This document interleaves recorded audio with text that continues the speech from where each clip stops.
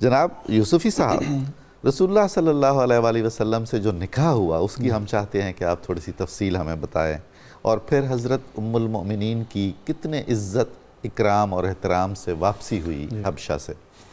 بسم اللہ والصلاة والسلام علی رسول اللہ۔ حضرت سیدہ ام حبیبہ رضی اللہ تعالیٰ عنہ آپ فرماتی ہیں کہ نبی اکرم شفیع معظم صلی اللہ تعالیٰ علیہ وسلم سے نکاح سے پہلے مجھے یہ بشارت مل گئی تھی کہ میں حضور پاک صلی اللہ علیہ وسلم کی زوجیت میں جانے والی ہوں۔ سبحان اللہ، سبحان۔ پوچھا آپ کو کیسے پتہ چلا؟ تو کہا میں نے خواب میں ایک دن سنا کہ کوئی مجھے ام المومنین کہہ رہا تھا۔ کیا بات ہے! تو مجھے اس سے اندازہ ہوا کہ میں عنقریب نبی صلی اللہ تعالیٰ علیہ وسلم کی زوجیت میں چلی جاؤں۔ حضور معذرت چاہتا ہوں، آپ اور تنولی صاحب نے خوابوں کا ذکر فرمایا ہے، تو آپ کبھی اکٹھے ہوں تو ہم صحابہ اور صحابیات کے ان خوابوں پر ایک پروگرام کریں۔ جی بالکل، ضرور جو کریں۔ رویائے صادقہ کے ذیل میں آتے ہیں، یعنی اللہ تعالیٰ کا کیا کرم ہے ان پر۔ کیا بات ہے! جی ارشاد کریں۔ سیدہ ام حبیبہ رضی اللہ تعالیٰ عنہ کا جب نکاح شاہ نجاشی نے کر دیا تو حق مہر بھی انہوں نے اپنی طرف سے ادا کیا اور 400 درہم دیے۔ میں حق مہر کے حساب سے آج کے دور کے لیے یہ بات کرنا چاہتا ہوں۔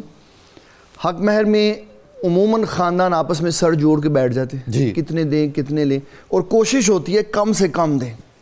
نبی صلی اللہ تعالیٰ علیہ وسلم نے اپنی صاحبزادی سیدہ فاطمۃ الزہرا رضی اللہ تعالیٰ عنہا کے لیے جو حق مہر مقرر فرمایا وہ ہے 12.5 اوقیہ چاندی، اور جو ایک اوقیہ چاندی ہوتی ہے وہ 40 درہم پر محیط ہے، اور پاکستانی روپیز کے حساب سے آج کی قیمت 4,23,937 روپے حضرت سیدہ فاطمۃ الزہرا رضی اللہ تعالی عنہا کا حق مہر مقرر کیا۔ 1400 سال پہلے۔ 1400 سال پہلے۔ حضرت سیدنا عمر بن خطاب رضی اللہ تعالیٰ عنہ آپ نے اپنے دور میں یہ چاہا کہ حق مہر فکس کر دیا جائے۔ اچھا۔ تو آپ نے اس کے لیے مشاورت کی، تو ایک خاتون کھڑی ہو گئی جن کا نام خولہ بنت ثعلبہ ہے۔ ہائے! کہنے کہ عمر رضی اللہ تعالیٰ عنہ آپ یہ کیا کرنے لگے ہیں؟ سبحان اللہ! یہ تو نبی صلی اللہ علیہ وسلم نے پابند کیا ہی نہیں، جو امیر ہے وہ اپنے حساب سے دے، جو غریب ہے وہ اپنے حساب سے دے۔ بے شک۔ تو حضرت سیدنا عمر بن خطاب رضی اللہ تعالیٰ عنہ آپ عرض کرنے لگے، لوگوں سے کہنے لگے کہ میں اس خاتون کی بات نہیں ٹال سکتا۔ وجہ کیا بتائی؟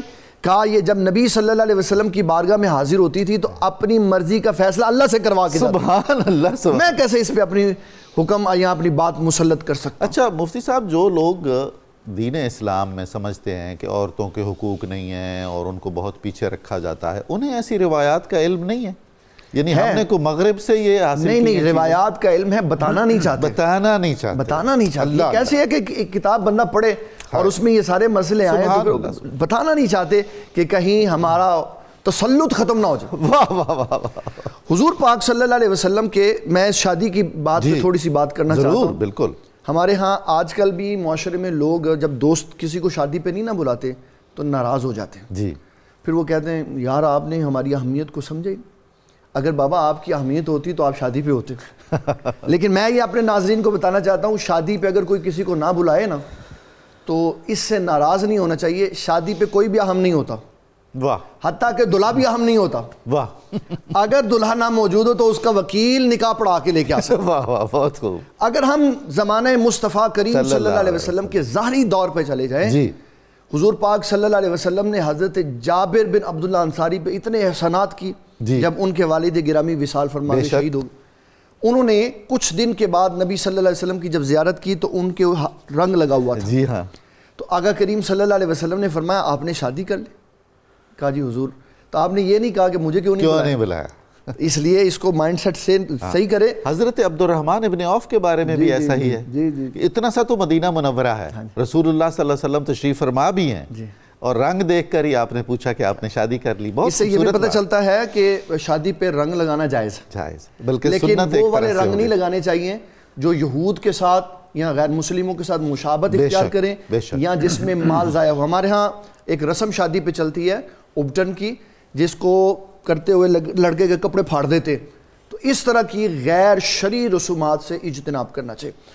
حضور صلی اللہ تعالیٰ علیہ وسلم آپ نے ان سے جو بات گفتگو کی وہ میں عرض کرنا چاہتا ہوں۔ حضور پاک صلی اللہ علیہ وسلم نے فرمایا آپ نے شادی کی؟ جی کہا جی کی۔ فرمایا کس خاندان میں کی؟ کہ حضور میں نے فلانے خاندان کی فلانی خاتون سے کی، تو آپ نے فرمایا آپ اپنی ہم عمر سے شادی کرتے، محبت میں ٹھہراؤ آ جاتا۔ سبحان اللہ۔ اب ان کا جواب سنی، نبی صلی اللہ تعالیٰ علیہ وسلم سے عرض کرنے لگے حضور میرے والد گرامی 9 بیٹیاں چھوڑ کے گئے ہیں جو چھوٹی ہیں، اگر میں کم عمر خاتون سے شادی کرتا تو 10 ہو جاتی، میں نے بڑی عمر کی خاتون سے شادی اس لیے کی تاکہ میری بہنوں کا گھر سنوارنے میں آسانی ہو، ان کی شادیوں میں، ان کے بیاہ میں۔